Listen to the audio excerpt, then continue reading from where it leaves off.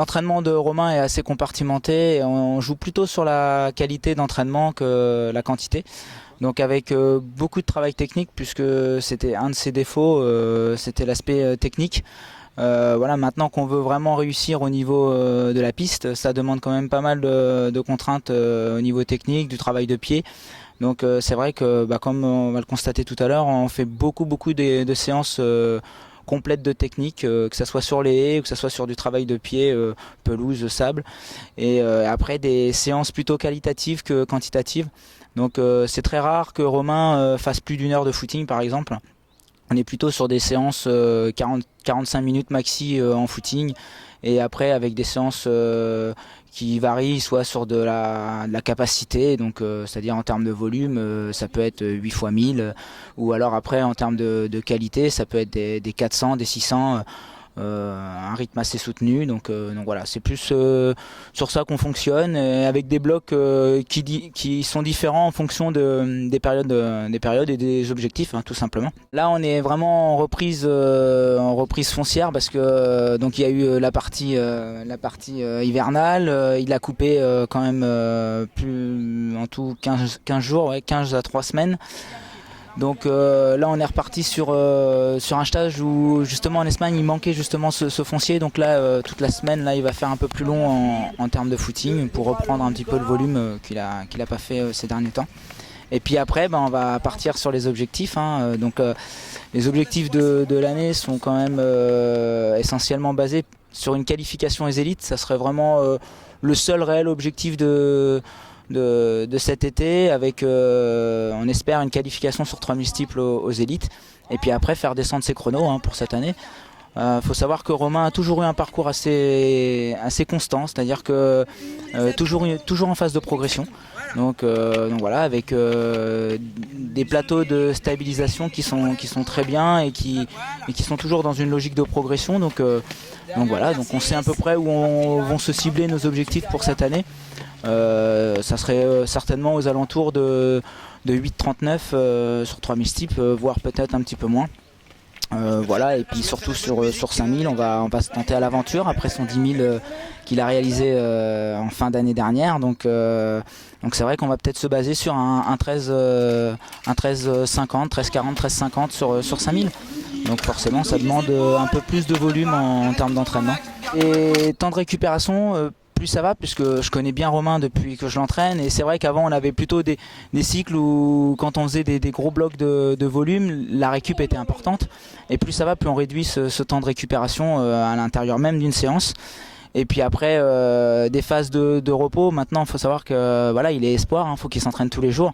Donc autant avant il avait des journées de repos, aujourd'hui une journée de repos c'est un footing de 40 minutes avec des bandes pour finir. Ça sera toujours ça, dans l'idée du haut niveau, parce que voilà, on peut pas avoir comme avant quand on est junior où on se laisse 2 jours où on court pas. Maintenant le repos ça passe par là. On a cet avantage, c'est que pour l'instant on touche du bois, Romain ne s'est encore jamais blessé. Donc à part une petite entorse, depuis Benjamin, jamais de grosses blessures. Donc on peut dire que c'est un athlète qui ne se blesse pas, mais peut-être aussi parce que son évolution a été constante, c'est-à-dire qu'on n'a jamais grillé les étapes. Il s'entraînait comme un cadet 4 à 5 fois, un junior 5, 6 fois et 7 fois dans certaines périodes, l'année dernière justement pour préparer les Europes. Mais voilà, il a toujours eu cette marge de progression, ce qui fait qu'aujourd'hui on attaque depuis début septembre, là, on a attaqué des journées en bi-quotidien et qui sont très bien passées. La preuve, cet hiver, on va dire que dans une semaine il fait une journée de bi-quotidien et avec une journée de repos, comme ça on alterne. Et cet hiver ça a bien payé, puisqu'il a fait quand même 2e au championnat de France sur cross-court. Un petit peu la surprise, parce qu'on espérait une 5e place. Avec moi, juste avant la course, je lui ai dit que le podium était jouable, mais en me disant voilà, c'est tellement difficile, voilà, sans lui mettre la pression. Et il s'avérait qu'il fait la 2e, et franchement il l'a fait avec les tripes. Voilà, c'est aussi un de ses points forts, c'est que il a l'envie, il va jusqu'au bout, quoi. Pour moi, l'aspect psychologique pour un athlète de haut niveau, c'est super important. Et on peut être le meilleur du monde, si on n'a pas la tête qui va sur sur nos qualités, c'est pas possible de réussir. Et lui, je pense qu'il peut réussir grâce à cette grosse capacité qu'il a à gérer la pression. Chaque compétition, il apprend et il n'a pas peur de l'adversité. Et au risque de fois justement de se planter parce qu'il veut trop bien faire et il peut passer à côté de certaines échéances. Maintenant il a plus le défaut qu'il avait avant, c'est-à-dire avant il avait du mal à écouter les conseils. Aujourd'hui il est très attentionné, très attentif à tout ce qu'on peut donner comme conseil. Et peut-être parce que ça marche, donc il se dit bah voilà, hein, pour l'instant ça marche, donc pourquoi pas écouter puisque ça s'avère payant. Donc voilà, donc c'est vrai que pour moi il a toutes les cartes réunies pour réussir. Ouais, bah ça va, c'est les séances que j'aime parce que c'est assez court et ça reste sur de l'allure course, donc on est facile. Et en plus je peux bosser ma technique et je suis assez content là parce que j'ai pas trop piétiné, les fausses c'était pas trop mal. Première fausse donc, de la saison. Voilà, première séance de ce type de la saison et première fausse, voilà.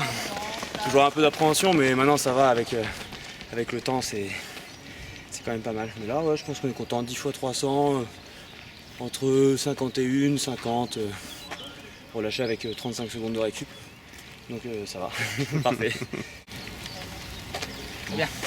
Regarde, encore ça. Je suis pas mal là, sur la technique. Ah non, c'est nickel, nickel, non, c'est bien. En même temps, d'ailleurs, comme t'es bien, tu vois, tu peux t'appliquer. Ouais, mais justement, c'est là-dessus qu'il faut que tu travailles et ton regard vraiment sur ton franchissement. Là. À chaque fois, tu vois, tu relèves toujours au dernier moment et c'est là que tu piétines. Mais je piétine, j'ai pas trop piétiné. Aujourd'hui, là, ça va. Mais comme tu dis, t'as vu, je l'ai passé de mauvais pied, ça allait aussi dans le mauvais pied. Ah oui, mais comme c'est des allures.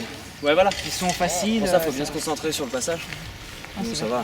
Ça permet de récupérer d'hier, parce que même les 10. Tu peux en faire 30 comme ça reste une fois t'appliques ton rythme. Ouais, mais voilà, 10 c'est bien.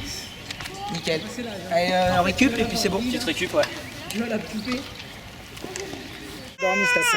Cyril, c'est plus dur d'entraîner ou de donner le biberon? Peut-être donner le biberon. Hein. Non mais bon, ça va, hein. J'ai une fille adorable donc... Quand après une séance de type, on n'a qu'un pied mouillé, ça veut dire que ça s'est pas mal passé. Si les deux pieds sont mouillés, c'était un peu plus compliqué.